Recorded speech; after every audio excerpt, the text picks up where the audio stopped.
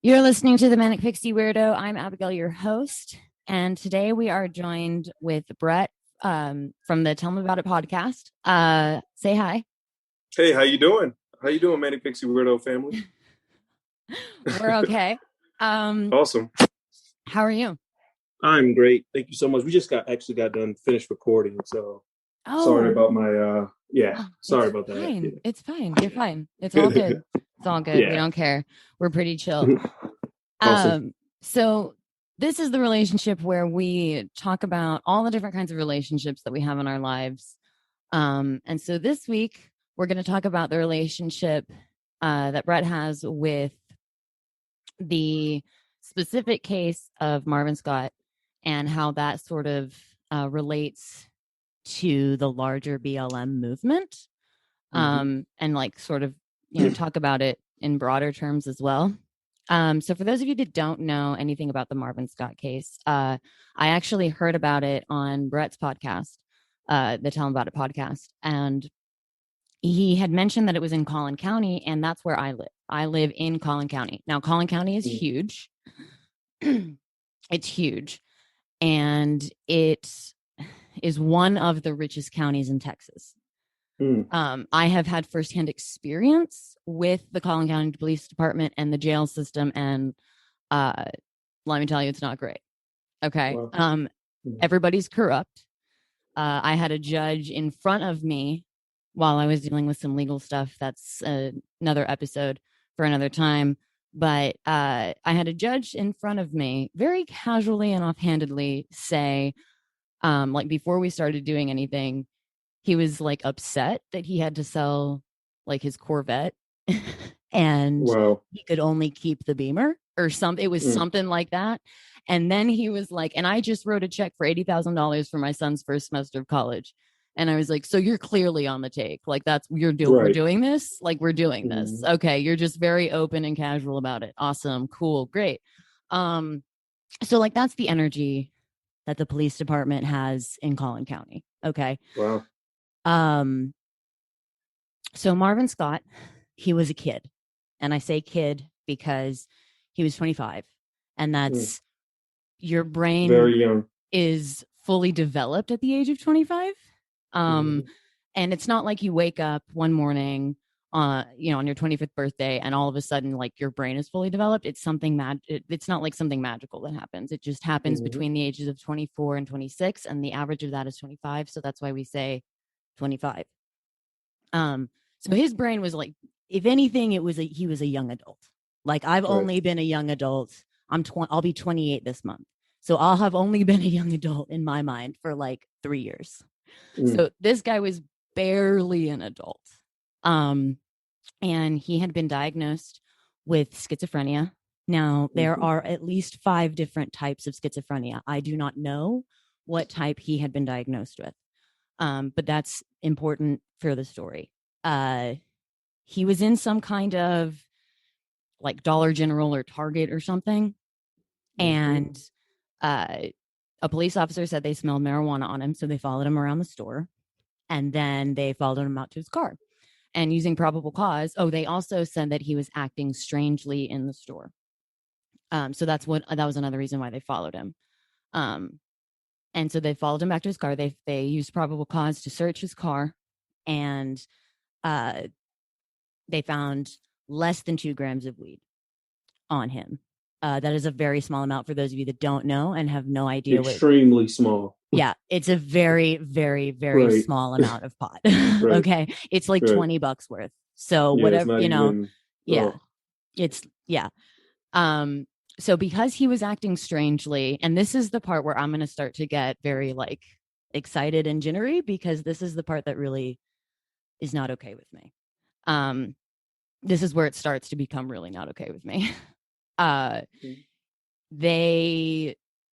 So because he was acting strangely, they said that they were going to take him to the hospital first. Now, in my mind, if your first stop while arresting somebody has to be the hospital, they should not be released back into police custody, period. End of story. Because that's a problem right there.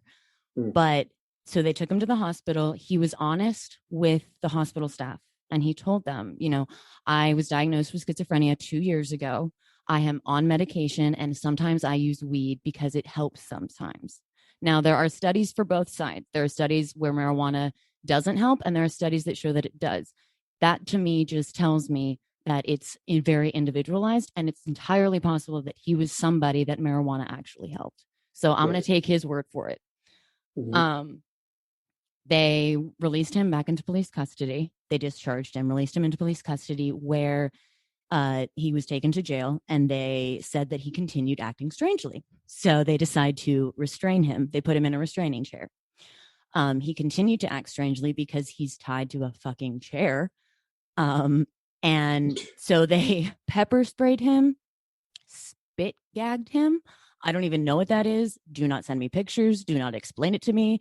It's using context clues. It's horrifying enough. So they pepper sprayed him. They put a spit hood on him, and then they transferred him from the restraining chair to a restraining bed, and then left him there. He was found 11 minutes later, dead of asphyxiation. So that's the case that we're here to talk about. And it really struck home for me because it literally struck home. And I'm currently at a hotel that is like, a mile away from the jail. And there are protests going on, and it's like, I can't. So we need to talk about this. Right. And thank you for bringing it to my attention. Of course. So, go ahead. No, go ahead. See, what we like to do at Talm Bout It Podcast, we like to bring to light some of the cases that maybe aren't mainstream, maybe some of the ones you won't see on CNN. So when this one came across the table, when somebody sent this to us, we automatically seen this was like, this is something we have to talk about, because yes, there's so many cases, there's so many things that happen all of the time. This is something that happens every day in Black communities and communities around the world, where something so small could turn into something so big. You know what I mean? Like you said, less than 2 ounces, like less than 2 grams, like that's insane to me to actually feel like you have to take that to the next level. I have to arrest you. You know what I'm saying? Like that's nothing on the grand scheme of things. I read that, yes, he suffered from schizophrenia. They've dealt with him a few times, and the times that they dealt with him, they knew what to do with him. But this time, they decided to handle it. That's totally really different. I didn't read that. That's really interesting. Yeah, well, so that's interesting to me. Well, that's interesting to me for a couple of reasons, because I had the same thing happen. The police had dealt with me. I was in the middle of having a panic attack, and sometimes when I have panic attacks, like, the police do need to be called because I need to be taken to the emergency room to be given medication, kind of a thing. And that's what they did. And then all of a sudden, like one night, it was just another night. And where the last time was that they had taken me to the psych hospital, like they should have done. And then the next time they arrested me for assault on my husband. And my husband was like, no, you told me you were taking her to the hospital. So it's not an uncommon practice here either. I know that for a fact. So just to keep everybody in context, this is not an unheard of thing that would happen. Right. And see, not trying to take anything away from you. See, you were able to make it out alive. Yeah. When they take us into there, it turns into a whole different thing. Oh, yeah. Now, however he was acting, we don't know. They felt like they had to take things to a different level, pepper spray him, put a spit hood like that. Like you said, don't even send me anything to even talk about what that is. I've never heard of this. This is something different. Yeah. A spit hood put on somebody's head, and then he's found, later dead. Like, as his family, I wouldn't know how to react to something like that, because that's just that's way out there above the norm of what we've ever seen. But that just shows you had no care of what his situation was. You guys didn't care. And I mean, listen, so his family, and I thought his mother did a really good job in this one interview that I watched, because she was very clear about the questions that she wanted answers. And let me just say this, they weren't hard-hitting deep questions. They were did the police officers have mental health care training? Like Mm-hmm. simple stuff like that. Like these are Right. not hard questions. These should not be hard questions to answer. Mm-hmm. Mm-hmm. Um, and that was one of the things that she said. She was like, did they have any, did they know that it was entirely possible he was in the middle of a mental break? Like Mm-hmm. what, did you have healthcare training? Also, why was the hospital allowed to release you without us knowing? Right. Like, And why see, was he not released into our care? these are things that they like the police officers, yes, they may go through these training sessions or whatever to try to further the conversation. But like, so my wife, her job, they try to have these meetings where they're inclusive, all inclusive, and they want to talk about these things that go on in the world. But there's only a certain number of people that will even join those conversations or even join those meetings, because the other half of them say, I shouldn't have to be here. I don't really care that much. So you got to think about it when they're sitting in these meetings. Most of the times they're sitting in there cracking jokes, not even caring about what they're watching on the screen. You know what I'm saying? So when it happens to you in real life because you didn't really take your training seriously, now we have these kind of situations happening. You don't know how to react to these situations when they try to teach you in these situations, but you just thought it was a joke and it was something funny. It doesn't mean anything to you. Black lives don't really mean anything to what your grand scheme of things are. And that's kind of the thing we try to highlight on our podcast is that, you know, I know a lot of people have an issue with the Black Lives Matter movement, which they shouldn't, because we're not trying to say other lives don't matter. We're just saying, like, right now, we're the lives that are being taken under, you know, ridiculous things, under things that don't, like, a simple traffic stop shouldn't matter. A couple of grams of weed should not matter, should not be a reason to take someone's life. But you take it into your jurisdiction because I'm a cop. This is what I can do. I'm going to take your life. And it's just like, those are the things that we want to get out here and have people understand that this shouldn't be right. This shouldn't be okay. This shouldn't be a practice that none of these cops should practice.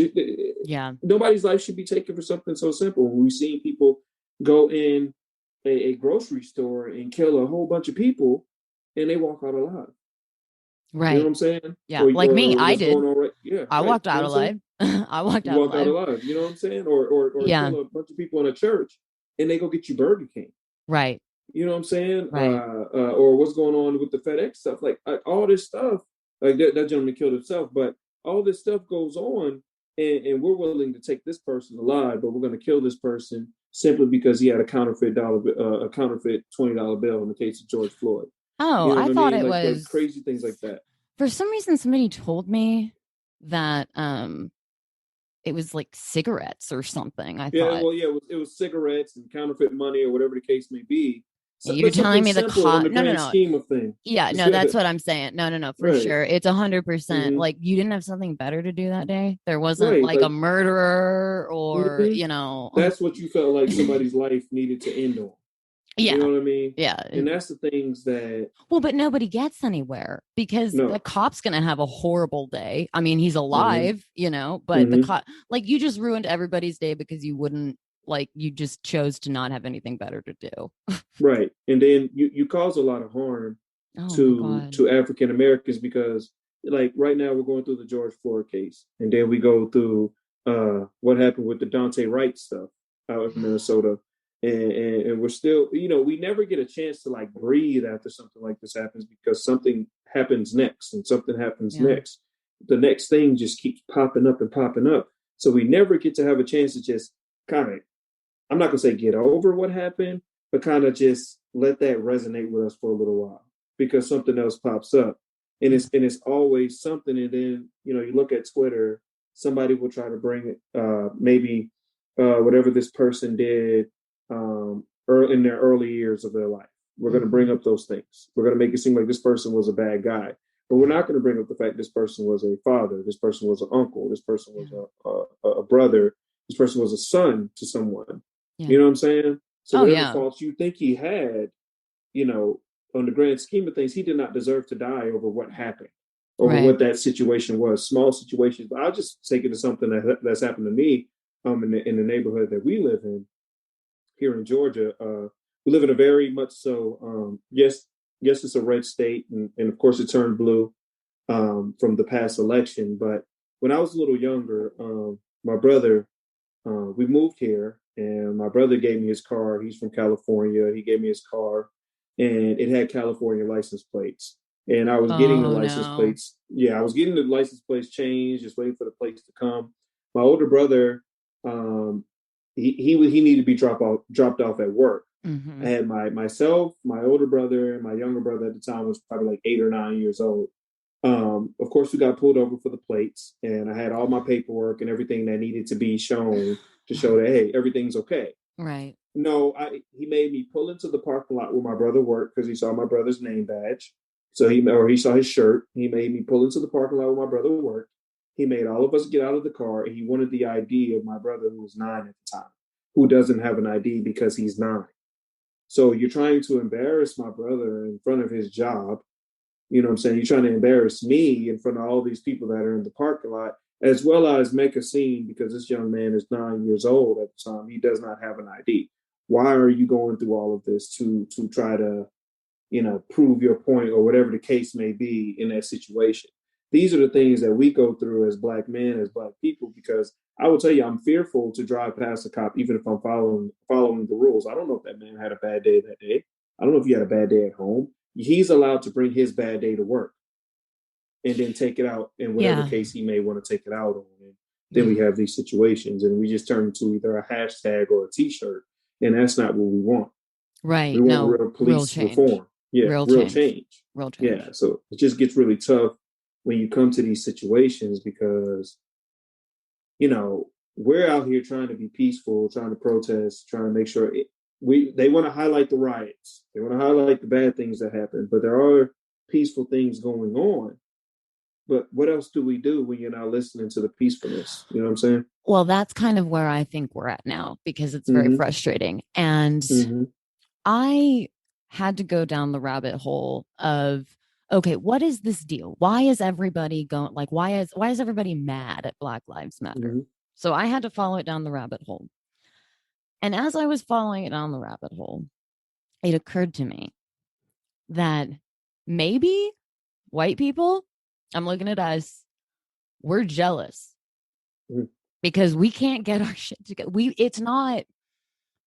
This is something that is it's not exclusive to the Black Mm-hmm. culture, but it is something that y'all have that we don't.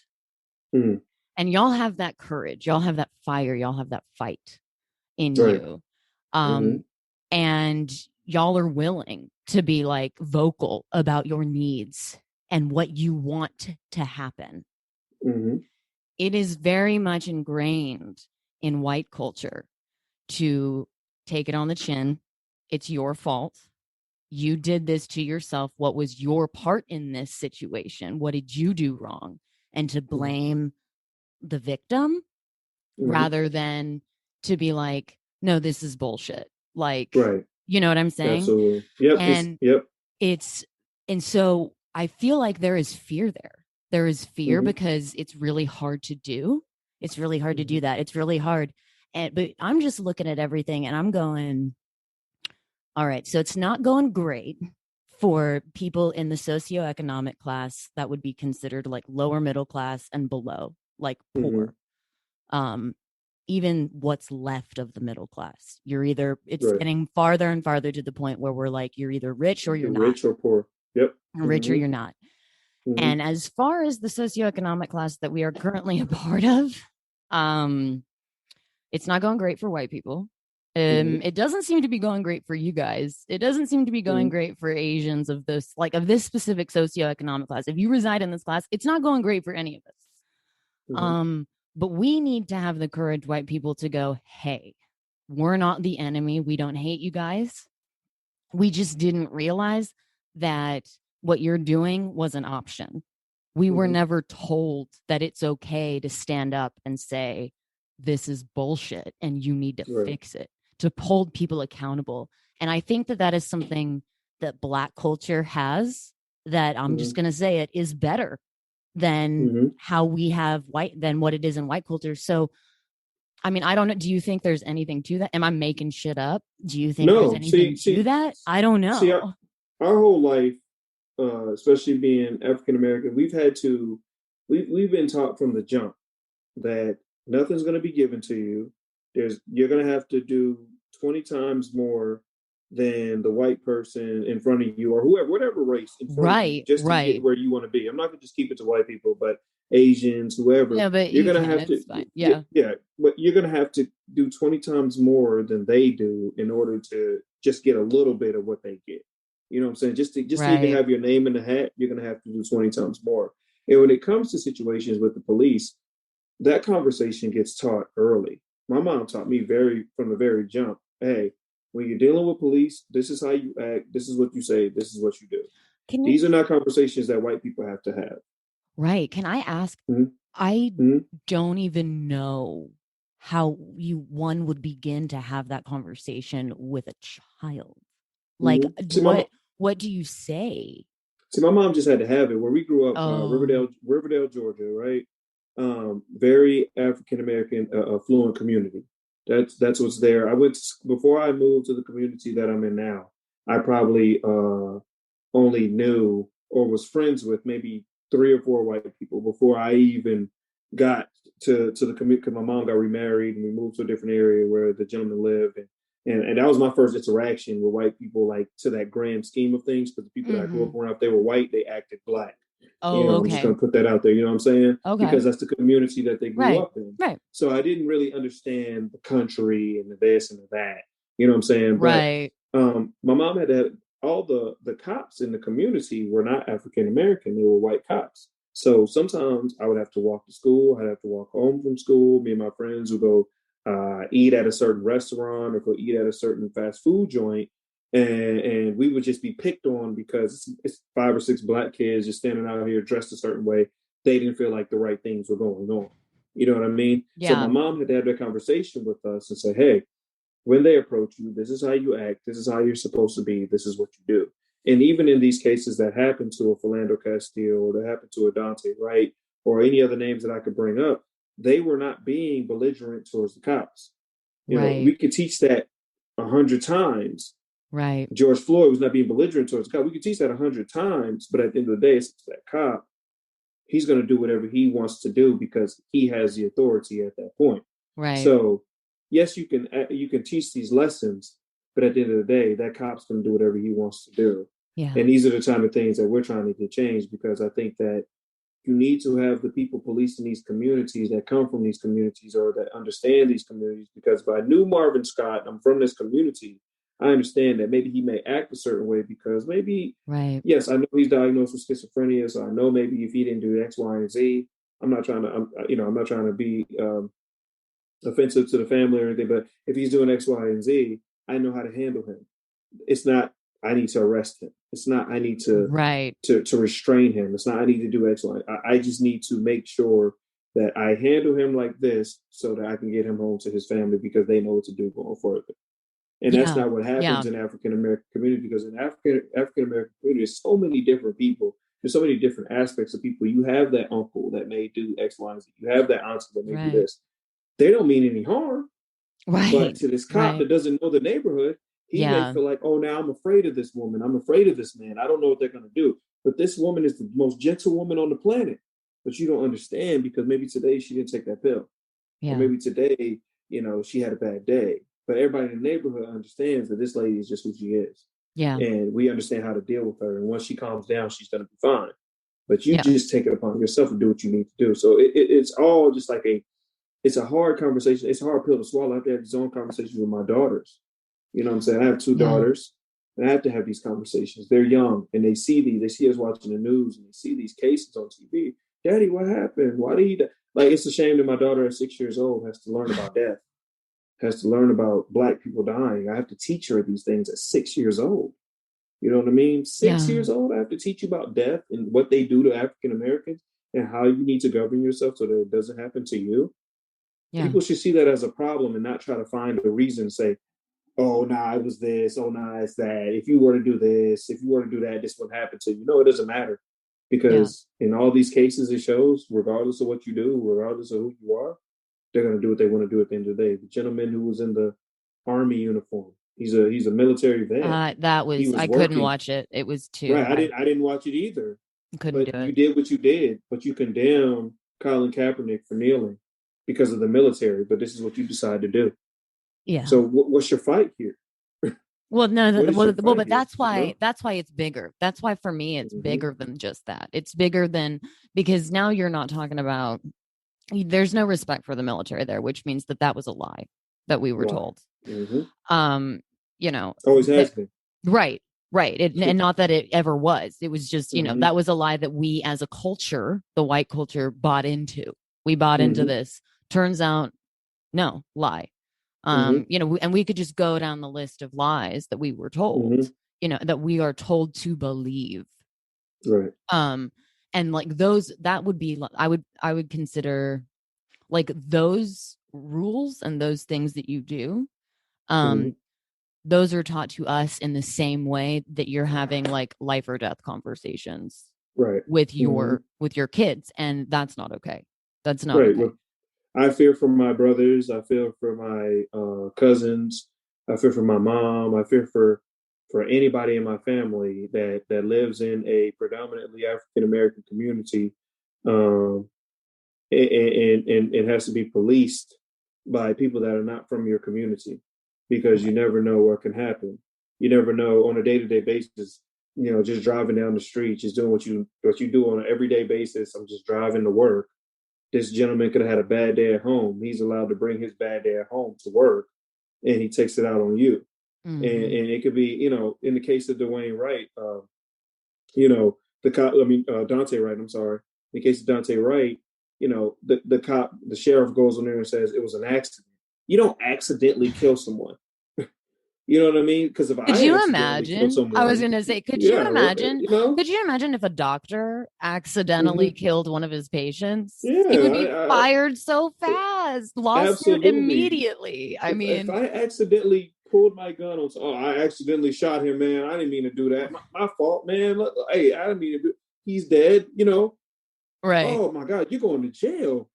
But every gangbanger would have had a get out of jail free card. Right, they didn't know it. I didn't know what I was doing. Yeah. Anybody who's ever killed someone would have a get out of jail free card because I did it on an accident.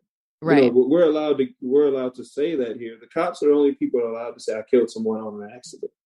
Right. I didn't know what side the taser was on, but it's kept on different sides. Like what? You know what I'm saying? Like these are the type of things that we allow cops to get away with, that we don't allow any other person in society to get away with. It's only this cult of police officers that are allowed to do this and get away with it. People running away from them. You felt scared while they were running away, so you shot them in the back. Right. Like, how does that even make sense? Right. Well, I mean, it's kind of, so for all of you out there, hold on, I'm going to find it really quickly. But there is a podcast called Behind the Police. It has Prop Hip Hop and I forget, Richard something or other. And they talk about like the founding of the police department, and it came out right around the time of like all the protesting and stuff. And as it turns out, policing in this country was started by the rich to protect the rich, because you need some sort of militant force to protect your home so that the peasants don't storm the castle. And it was rooted in racism, because they needed these guys. It like basically blossomed out of people who used to be slave chasers. I don't know if that's the badge. Yeah. The same badge that they use is the badge that they would use when they were trying to find runaway slaves. Yeah. And hang them and all the stuff that they would do. So it's, the badge that they use is the exact same badge, especially when we found out we were free, the things that they would do and the badge that they would use to enforce certain things on Black people. It's the same badge that they use today. Yeah. So it's just like, we haven't changed. No, it hasn't changed. Yeah. Well, because it started rooted in, A, oppressing the poor as much as possible, and B, also we need you can't be poor. You can't be poor if you have no money, but there needs to be a way to keep, you here. Yeah. We never want you to be at this level. We always want you to be here. Right. And we want you to fear us. Yeah, of course. Well, because ruling by fear is much easier than ruling with like hope and honesty and, kindness and compassion and empathy. Right. Which tells me the bigger picture there tells me I highly recommend the podcast, guys. Go listen to that podcast. You'll learn a lot. I'm learning. I'm not finished with it yet because it's like a little series or whatever, but it's really good. But what that tells me is that it's all diseased. Like it's all diseased, which means we need to scrap the segment and start over. We either need to scrap the segment and start over, which, guys, that would be really bloody. That would be really, really hard. And it would require a lot. And I kind of don't want to do that, guys. Imagine trying to get a bunch of right-wing people to agree that the police were wrong. These like we said, Black Lives Matter. They came out with Back to Blue. Right. To combat that. Like, because we're saying our lives matter, you decided to say, blue lives matter. A blue life is not a real life. I could take you take that badge off, you take that uniform off. I can't take black off. And right now, if you look, Black lives are the ones that are in jeopardy, the ones that are in danger. So how could you possibly bring up Blue Lives Matter? And that's why I told you I appreciate what you're doing, because on your platform and who you are, you're trying to learn, you're trying to figure out what I can do to help. It's not, what I need to do to be a detriment to this. What can I do to help? What do I need? What do you need from me? I'm not going to go out here and just say these blanket statements just to put something out there. No, I'm genuinely trying to help, and I want to hear from an African American, a Black person, to figure out what I can do. And that's important.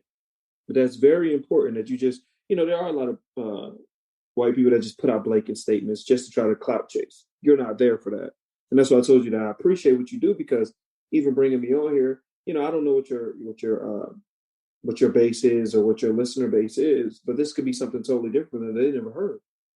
I don't know. I don't really look at that. Yeah, I don't really look at that. I don't care. I just, I want this to be an inclusive podcast. Like we're not, I don't care. I don't even care if you listen because you're like hate listening, like by all means, it's entertainment, but hopefully you might learn something. That's the idea, is to spread this idea of we all need to work together, because guys, it's not working out for anybody. And as it turns out, it's not working out for the only people it's working out for are the rich. They're the only people happy. They're the only people happy. The 1%.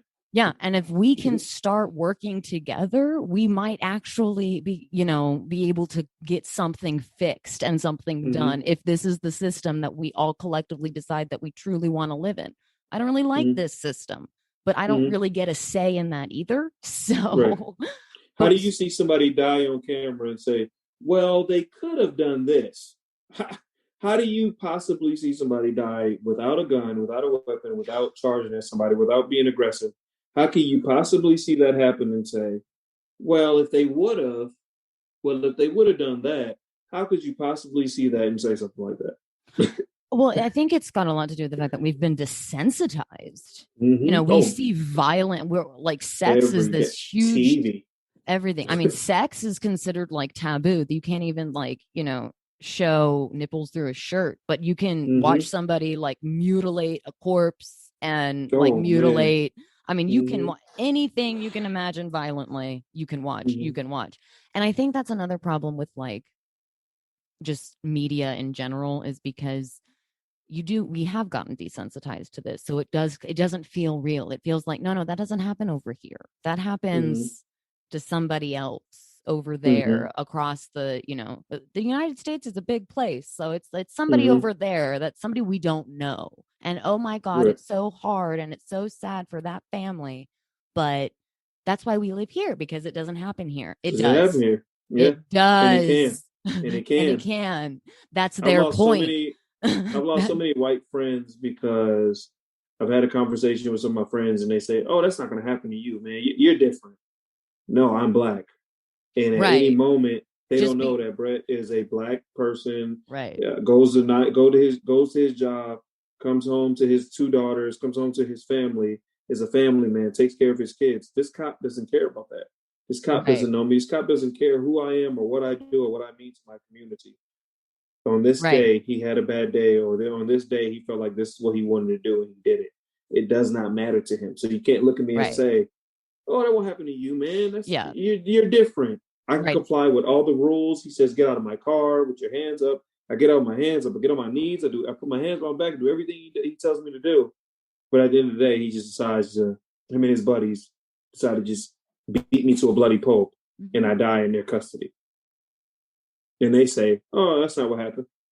Right. I didn't have my camera on at that time. It was broke, and my family has to live with the repercussions of that. You know what I'm saying? So, it's all scary things. The amount of anxiety that goes to a Black person just driving past a cop when you're just heading to work, it's on a whole other level. You'll never understand it unless you had to see it, unless you had to live through it. You'll never understand the anxiety, the amount of fear that comes to your heart, that comes to your body when you get pulled over for something as simple as a light out, or whatever the case may be. Right. It's tough. It's extremely tough. Okay, white people, we need to start thinking about it like this. Okay. So like everybody that you see around you, you probably know at least one Black person. Okay. So think of every Black person like we're going to call that Black person in your life Jeff. Okay. Jeff is Black. You gave them the whitest name. Well, I don't know. Yeah, but his name is Jeff. Think of every cop does not see Jeff. You see Jeff, but treat every Black person like you would Jeff. Okay. Mm-hmm. But cops don't see Jeff. They just see another Black guy. Okay. Oh, and they think that that's all it is. And but you need to understand, not you, the audience, needs to understand this too. So when you're poor, that's a strike against you. And that means that just means if you're not rich. Mm-hmm. So we need to think of it like a punch card. We're guilty of being poor. Now, the only thing worse than being guilty of being poor is being guilty of being Black and being guilty of being poor.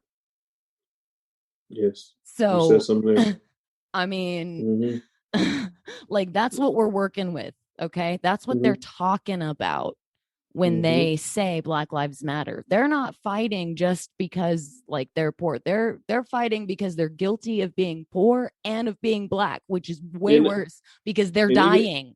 They're dying by the droves. Even if you're not poor, I could be rich and Black and this can happen to me. I could be poor and Black and this can happen. Right. It's just the fact that I'm Black. You're literally looking at a skin color and saying, I don't like it. Right. That's it's because we just decided that you weren't our favorite color of human. Or that was all it was.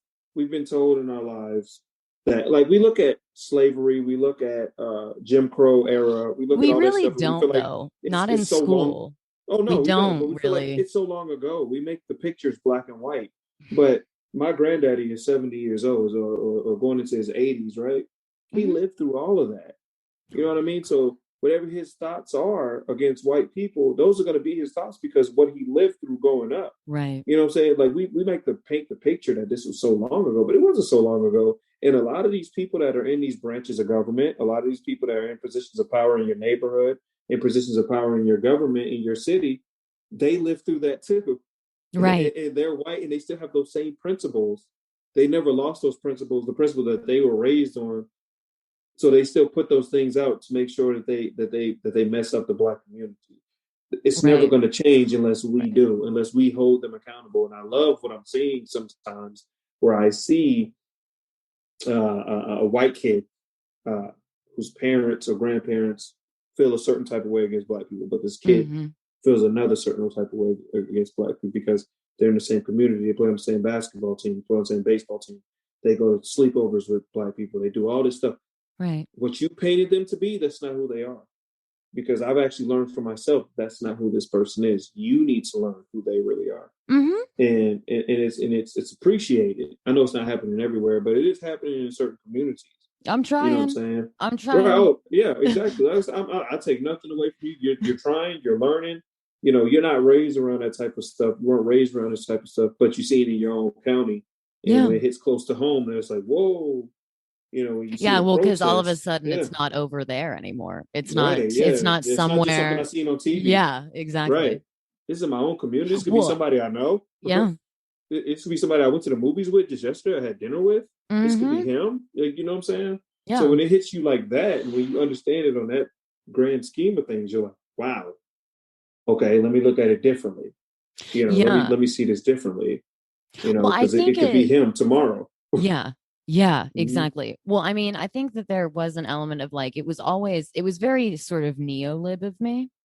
Mm-hmm. I've become more of an extremist since life happened. But Right. yeah, so I always kind of have that neoliberal look at things of where it's like, oh yeah, no, that just happens over there, and oh my God, it's so sad for those people. But once I started growing up and it started happening to me, I was very and saw it not just happening to me, but living through it with other people. Mm-hmm. Um, that was when I was like, okay, well, they have a point. Like Mm-hmm. they're making some decent points, guys. Come Mm-hmm. on, let's listen to hear what you've got to say because but I just feel like we're so divided. How do we Right. come together? Because we are stronger together. If imagine what would happen if everybody who was If we bonded considered together. poor and just Right. everybody came together and then we marched. Mm-hmm. Imagine the possibilities. And I'm trying Take them. like Yep. Affect the notes. money. Affect the money. One thing I want white people to stop doing is saying, well, I have black friends.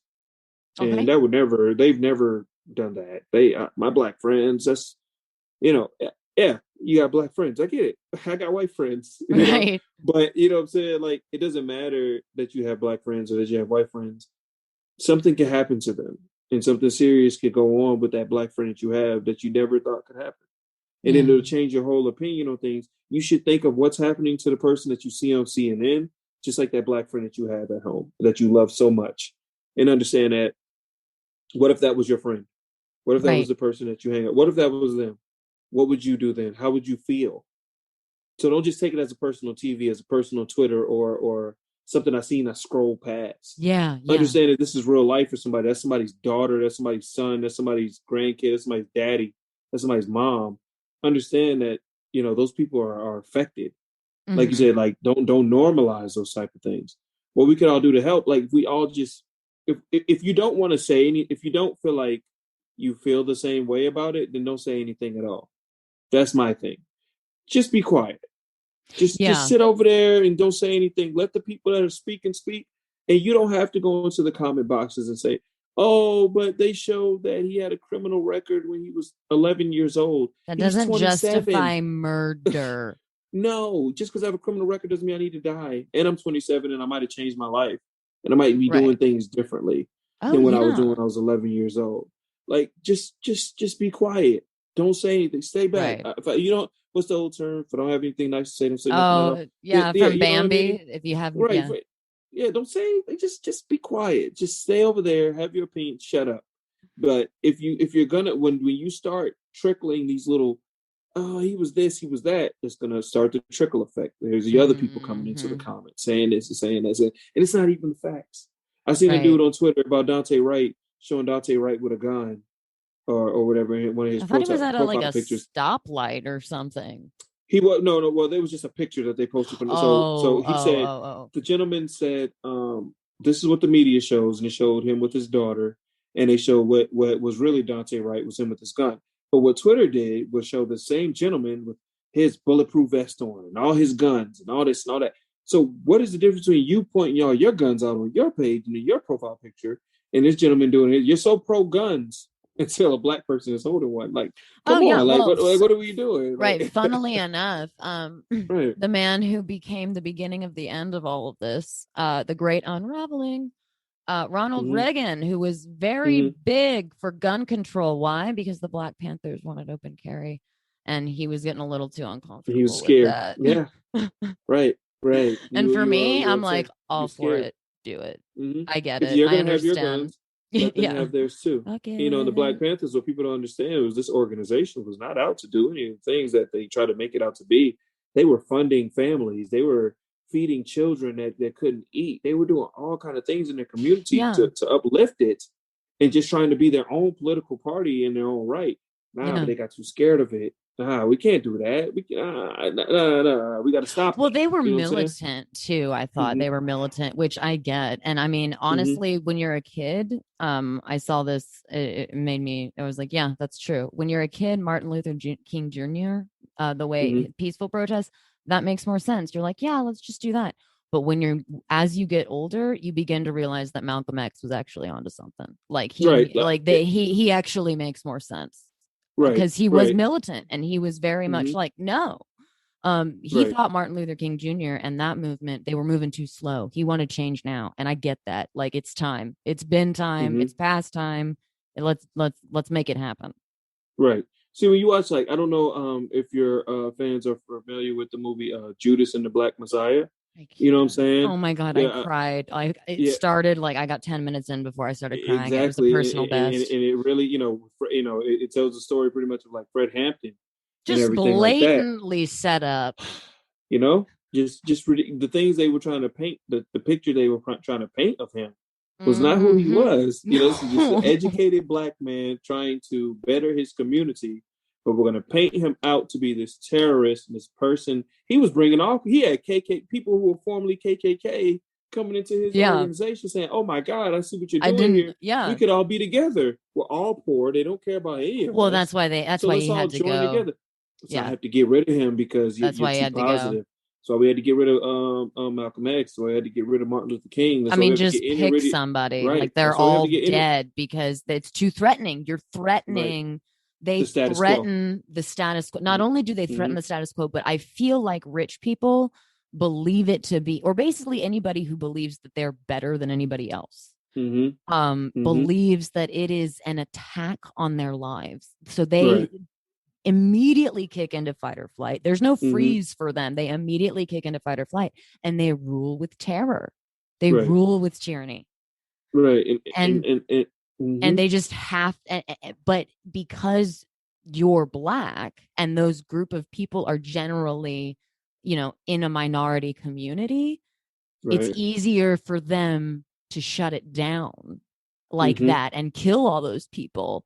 And because they can then scapegoat the entire race. And that's what pits us against each other. And we need to stop with that. We need to take time out and we need to start taking notes because it's not working out for everybody. And they have notes too, and their voices matter because we need them. We need them. Right. Absolutely. we need them. And, that's why we try to like bring to light these things on our podcast so that I'm not afraid of what could happen. I'm not afraid of if I ever got to that upper epsilon type of deal where my podcast is on another level and people are listening to me. There. I'm not afraid of what could happen, because and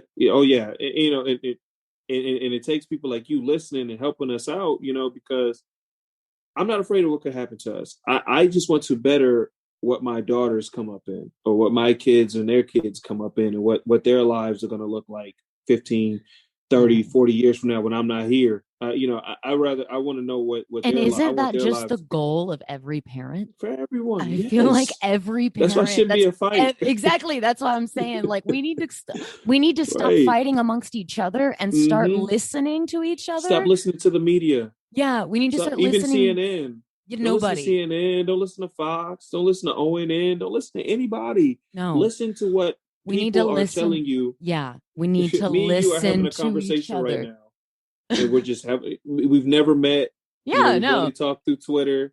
And, we become good friends through Twitter and all this stuff, and we're just listening to each other and letting each other speak and hearing your side, hearing my side, and you're listening to mine, listening to you. And we gain a conclusion from that. It doesn't have to be what the man on CNN says or what the man on Fox says, because that's just something they're trying to pump into us. Like, make up our own minds. No, we trust each other. I trust. Listen, I trust everybody who's in this boat with us. Going, something's got to change. I trust everybody in this boat way more than I would ever have thought to even considering trusting anybody who would be rich or above or, a branch of the government. Yeah, any of that, a branch of the government, you name it. I don't trust any of those people. I am willing a lot more to give you guys my trust because you tell us. But we got to talk to each other. And we need to figure out what can we do to help you And then we all need to come together and go, hey, I don't know what y'all are doing, but it's better over here. Come join us. If we all join together, yeah, we can help each other out, and we can make the grand scheme of things better for each other. It doesn't have to be a fight. And the children and your grandkids and everybody else. That's a world I'll bring kids into. Yep. And when we see these type of things happen, when we see these events happen, like with Dwayne Wright, George Floyd, and Philando Castile, Ahmaud Arbery, all these different people, and there's so many other names I could bring up. When we see these things happen, we hold accountability to those people that did this. Yes. We don't try to make excuses for them. We hold accountability for those people, and that's where we keep it. That's where it needs to be. Accountability is all we need. And if we all are there, it'll stop happening. Oh yeah, immediately. It'll stop immediately. Immediately when it happens, you make an example of this person. That's it. It's over. It won't happen. It's over. It won't happen again. Well, because they're too scared. That's why they want us divided. We're a lot easier to control if we're divided. If we're joined together, that's a lot more. That just got you just raised the level of the game that we are playing to a whole new level that they're not ready to deal with yet. Right. So they have to. At that point, they have to give us what we want. We're getting there though. Yeah, we're getting there though, because we have these podcasts like mine. We have these podcasts like yours that bring to light these things, and no matter what people think, if they're on a lower scale of things or whatever the case may be, we got people listening. Yeah. We got people saying, "Oh my God, like I didn't think of it like that." And all you need is a couple people. Like the Bible says, the faith of a mustard seed. You know what I'm saying? Like, yeah. We just need a cup. We sprinkle here, people there, people here, people there, people there. It's gonna change. Oh, it's gonna change, and the change is coming about. But it's coming. You just need the people. We need the naysayers. If you are a naysayer, quiet. Just stay over there and have your opinion and sit down and eat your peanut butter sandwich. Like go over there and do that. But let us, let us be out here and say what we need to say. Let us speak and let us say what we need to say without, because everything they said about Colin Kaepernick and his movement has came back and has been debunked. Forever. Oh, yes, well, he changed the NFL forever. Oh, for sure. I'm not watching if I want the athletes to shut up and just dribble the ball or catch the ball. But their platform is so huge that when you say I'm not playing because of what you're doing, and I affect the people that are billionaires and that 1%, oh, now you have to do something. Now I'm going to put Black Lives Matter on every basketball court. Now we're going to have Black Lives Matter t-shirts. Now we're going to have it in Walmart. We're going to have it wherever, in Target, in Publix, wherever we need to get it out. We're going to have commercials speaking on Black Lives Matter, because at the end of the day, when that consumer says, I'm not going to shop there because you accept this, now we have to do something because it affects my pockets. Yeah, exactly. So we have to affect so their it's pockets. Just different. Yeah. We have to. We have no choice. And that's what it all comes down to. Affect their pockets. Like they did that back in the day with Rosa Parks. Yeah. We're not riding your bus. Yeah. You don't let us sit up there. We're not going to ride the bus. All right. Hey, look, we're going to change the rules. Everybody can sit where they want to sit. Yeah. Because they're not riding the bus, and they're not riding the bus, and it affects money in our pocket. Yeah. Now we're going to we can learn from every situation that happens in the past, because history repeats itself. I love it. That's all we have to do. That's that's why it's exciting for me. I love history. It's going to happen. Yeah. It is going to happen. It has to. It has to. But we have to keep pushing. We have to keep pushing and keep going and listening to each other. Yes, listen. Oh my gosh. That's just the biggest thing. Like I tell people all the time, just don't talk. Just let me say what I need to say. And then you can answer when I'm done. Like let me get it off. You know what I mean? Like, I know you have your opinions, but let me say what I have to say. Yeah. And then we can both put our opinions there and we can come to a common middle ground. I think it's a Winnie the Pooh quote, and it says something like, I like that, the quote, and because it says something like, the problem with today is that people are not listening to hear, they're listening to respond. Oof. That is a true quote. Like Winnie the Pooh said that? I think so. Yeah. Goodness. I know. Wow, that's wow. Like, but that's the truth. Like a lot of people, they don't even hear what you say to them. It goes in one ear out the other. They're just so ready to tell you what they want to say. Well, that's one of the That makes so much reasons, sense. right? That's one of the reasons why I wanted to do a podcast, because it's really like stream of consciousness, and I just need to get it out. And so that's why I started podcasting, was because it was like, I just need to get it out, and then I'm going to like talk to other people and basically like get feedback, kind of a thing. Cause I think it that's why we just all going to podcasting. it can't just live in my head anymore. Like I need to get it. It's too much. Get it out there and get different feedback on it. Like, I love your podcast so much because you have so many. Like, I think I listened to the one where you talk about comedy. I think I've never heard anyone say they don't like Will Ferrell. I was like, what? You don't like Will Ferrell? Like, I've never heard that in my life. But yeah, there's people out here that don't like Will Ferrell. Like, right, wow, we do exist. they are out there. She does not like Anchorman. Oh my gosh, I don't think I've ever even seen it. Wow. Yeah.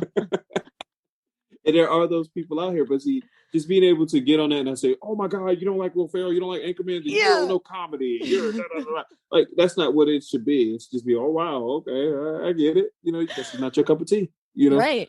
And that's the way that it should be in all aspects of life. You know what I'm saying? Like, it's just and that's what we're trying to get people to see, and I think that's where a lot of people are trying to get. And of course, there are those clout chasers out there that will just use the movement to get whatever they're trying to do, right, on a bigger scale.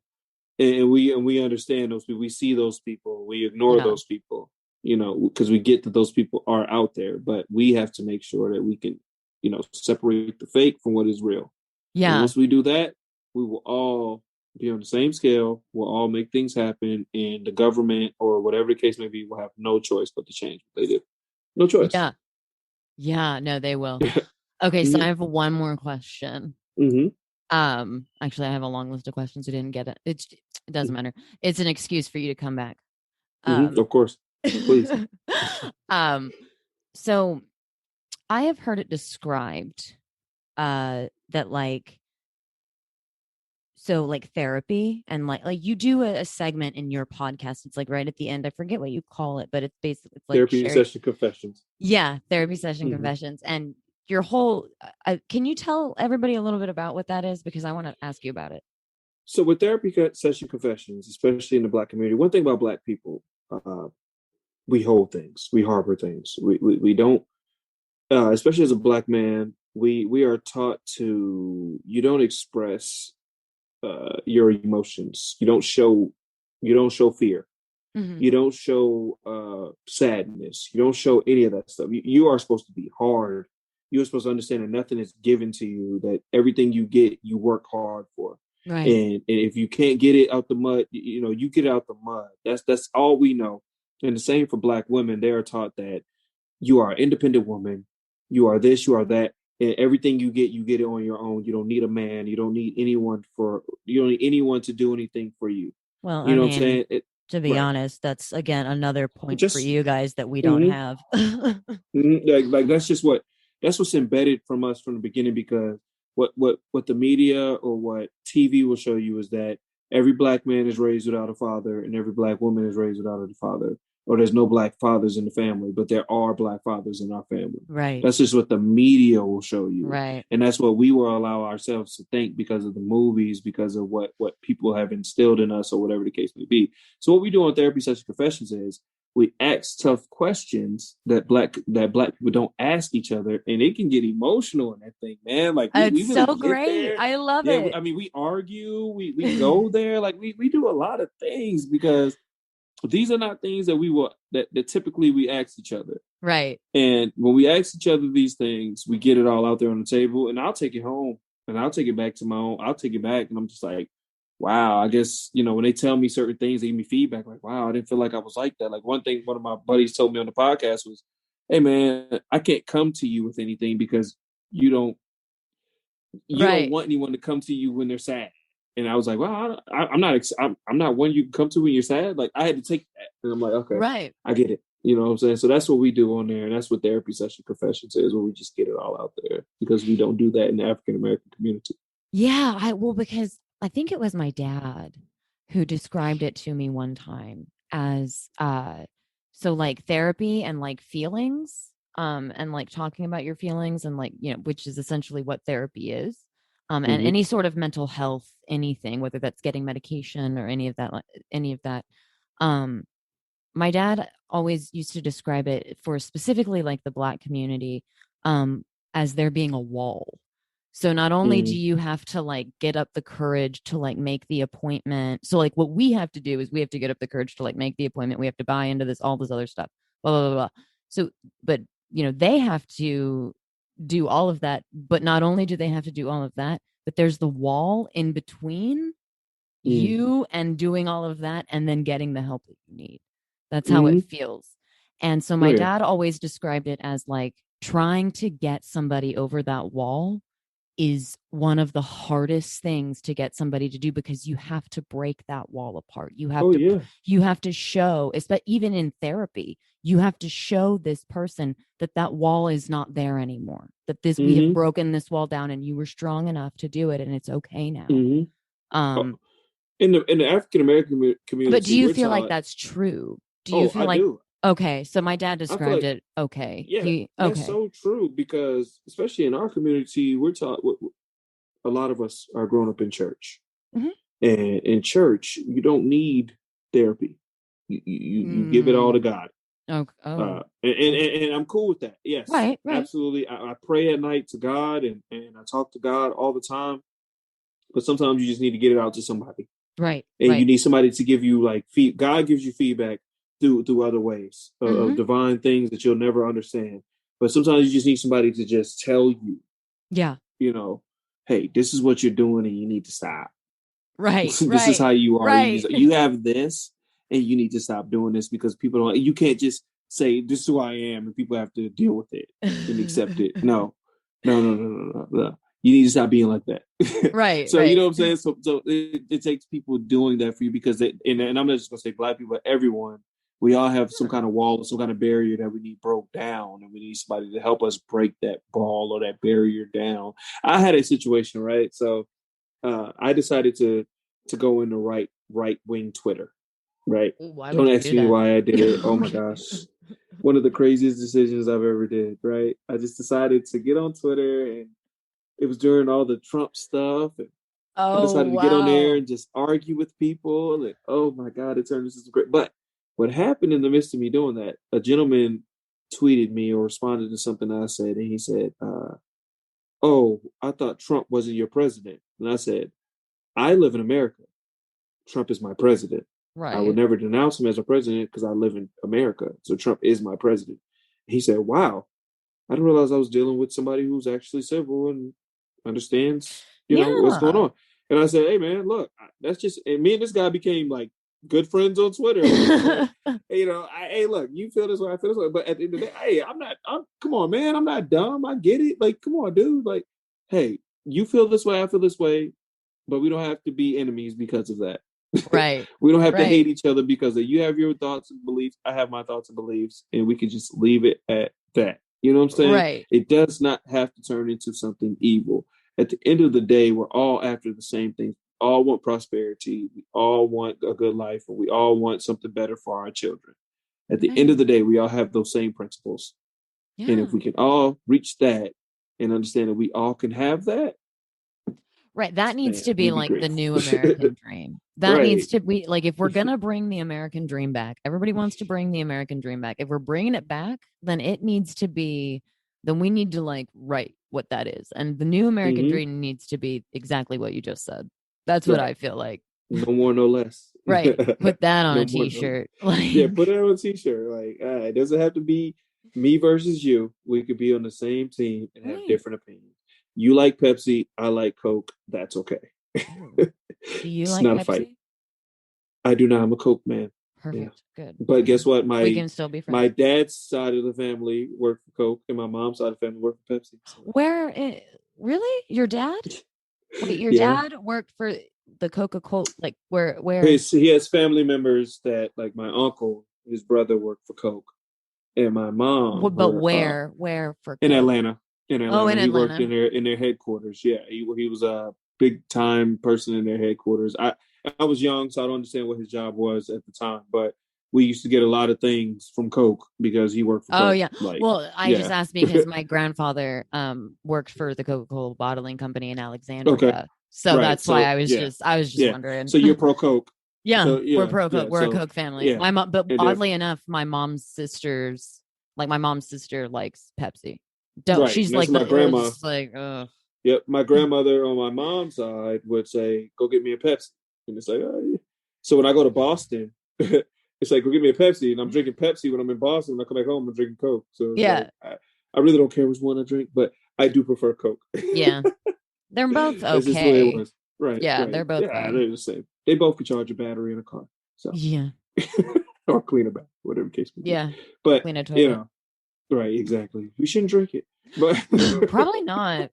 I don't know. Probably. I mean, it started with them putting cocaine in it, so I feel like anything that began with cocaine in the recipe, we might need to reconsider. Anything that can make you just feel like you need it. Yeah. But with all that, like, if we all can have different opinions on things and be okay. We can all like different sports teams and be okay. It doesn't have to turn into a fight or anything. Like those things to me are like fun things. Like, my husband is like a Dallas Cowboys fan. I'm a Cubs fan. So we're different. So, like that's a good difference. It's like fun competition. There's not really any, no malice. Nothing real like stake. Yeah. Right. That's the way it should be. It should just be all fun. It shouldn't be anything that turns into a big fight or an argument. Like, we're okay here. You know what I'm saying? We're okay here. And that's just what it is. Absolutely. Okay. Well, I'm going to have to bring you back on because I had so much fun with this. Thank you so much. And I need to get you on mine. Yes, absolutely. We got to plan something because I told the other two hosts of my podcast that I was doing this. Like, oh my God, like I love our podcast. So because I put them on it, and I appreciate you putting me in the podcast group that you got me in on your Twitter page and all that. Like, this is just amazing. I appreciate you so much. Thank you for having the conversation. It's amazing. Oh yeah, no. Thank you for inviting me on. Like, love to be on your podcast, and anybody that wants to come on. I mean, the more the merrier. Join. Let's go. Let's do this. This is what we should do as podcasters. Like, support it. Yeah, no. I mean, for sure. I'd love to have you or anybody else on. That'd be so great. Yes. So absolutely. Go ahead and could you email me like your links and stuff so I can drop them in the description? I will definitely do that. Go ahead and shout out all your stuff. Okay, definitely, man. Y'all listen to us on Talm Bout It Podcast, TALM Bout It Podcast. Y'all hit us. Y'all listen to us. Follow me on what am I? Optimus Pod 22 on Twitter. Please make as you can tell, I'm a huge Transformers fan. So please make sure you hit me up on there. Brett Sky Potter. I love all that stuff. So we're all over the place in our podcast. And thank you so much to the Manic Weirdo Podcast, Pixie Weirdo Podcast. We do appreciate you so much, Abigail. Thank you so much. Yeah. It's been a pleasure. So much. I had so much fun. Yes. Thank you. All right. Thank you so much. Bye. This is great. All right, girl. Bye. Thanks so much, you guys, for listening. I hope you guys enjoyed it. I had so much fun. We didn't get to as many of the questions as I thought we would, but it's okay because I really enjoyed just where the conversation naturally went. That was really fun. He will be back. So that was so much fun. Thank you, Brett. Follow all the things. Twitter at MPWeirdo Podcast. Instagram, _main_weirdo1. Pinterest, _main_weirdo21. All the things. Get in your shout outs. Email ManicPixieWeirdo at protonmail.com. Get in all those shout outs. And as always, be kind and stay weird, guys.